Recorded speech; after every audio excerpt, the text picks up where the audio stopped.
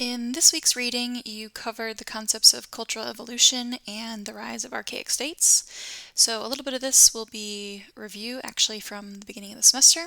So we'll go quickly through that and get to the meat of the activity for this week.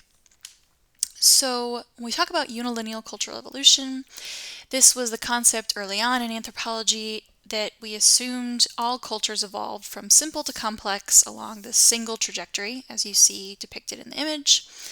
This came out of Enlightenment thinking, this sort of march towards perfection that we were trying to achieve. In this case, it was interpreted that different living peoples, represented different stages in humanity's progression. So some people could be said to have progressed more than others. So if you're in the square society, you haven't progressed as far as the people in this triangle or circle, for example. As I said, this was the early days of anthropology. It was used as a concept to help justify 19th century colonialism, but was ultimately discarded by anthropology. We can credit Charles Darwin with a lot of our changing in thinking. His idea about survival of the fittest, the process of natural selection, unfortunately was applied in some cases, as we talked about previously, like John Lubbock's work. He used this sort of Enlightenment comparative method to illustrate the lives of Paleolithic or Old Stone Age people and Neolithic New Stone Age people by referencing them to contemporary primitives or that he assumed were living approximations of Paleolithic or Neolithic Europeans. Obviously, there were some issues with this. The paradigm itself developed in a social context that was defined by racial inequality that fostered colonialism and is thankfully not something that we practice in anthropology anymore. But it got us to start thinking about cultural evolution. How does that actually relate, or is it completely different from biological evolution? So at least got us thinking along those lines. And prepared us for the work of Franz Boaz, which came later, and helped us to reject ethnocentrism, reject these sorts of ideas of unilineal evolution due to their racist overtones, and again, its use as justification for colonialism. Instead, he practiced what he calls historical particularism, in which each culture is the product of a unique sequence of developments in which chance plays a major role in bringing about change. So in this case, cultural evolution was complex and took many different forms or different paths. There's no single line of this sort of progressive evolution through which everyone has to pass. And because of this, he advocated for accumulating lots of ethnographic and historical data to construct the sorts of generalities that we might be able to observe then concerning human culture evolution. Now, what that resulted in is, under this paradigm of historical particularism, is that we amassed sufficient data to start showing us some strong regularities in cultural evolution that we tend to call these four archetypes nowadays. So back before 12,000 years ago, all humans were living in hunter-gatherer bands that tended to be egalitarian or lacked hereditary differences. There was some form of informal or temporary leadership dependent on the age, competency, and charisma of certain individuals.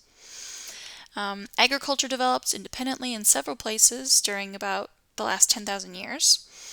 And in that case, tribal societies appeared with the advent of plant domestication. We start to see larger autonomous villages equal at birth.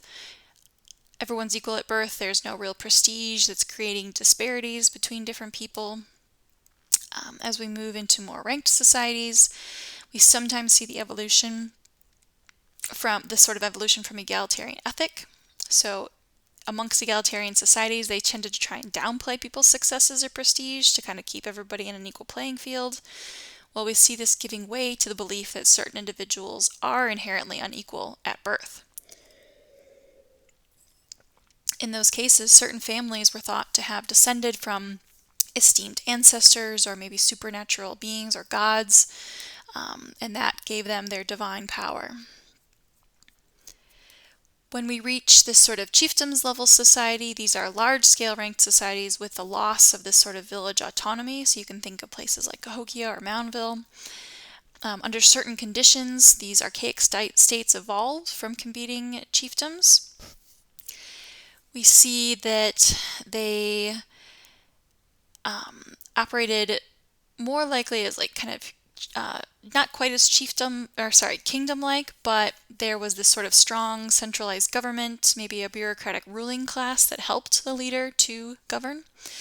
And this was a major shift in human social organization because it started to devalue kinship bonds that were important in chiefdoms, tribes, and bands, and really kind of jumped us up into the state-level societies that we still live in today.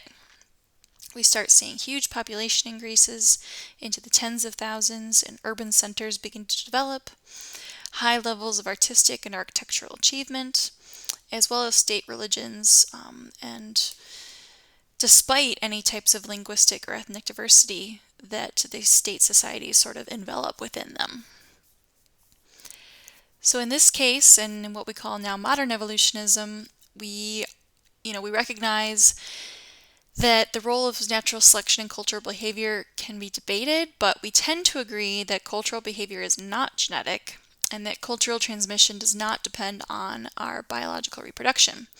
In this case, we're no longer concerned with the evolutionary sequence of particular cultural behaviors, and we recognize that humans adapt their behavior. They can change certain things, adopt new technologies that allow them to evolve in different and varied ways, and that there's no single way to do that, and no society is any better or more advanced than the others. They need to be recognized within their own achievements. So in this case, as we've talked about before, we use the comparative approach in anthropology and archaeology specifically. We are science, but we don't really have that sort of lab setting that you see in biology or chemistry, for example. We're unable to observe specific processes and events that contribute to cultural changes in the material record. So because of that, we look for patterns among specific historical sequences that point to the sorts of general conditions of cultural change. So conducting a cross-case comparison will help us to determine how sequences of development were similar or different depending on other factors that could have been contributing. This will then lead us to hypotheses that might explain the general patterns that we see in human cultural evolution, so our sort of version of lab experiments. And this is when we can really test hypotheses against the range of human societies that have been observed through time. When we're applying the comparative approach, it's necessary to distinguish between both necessary and sufficient conditions of change.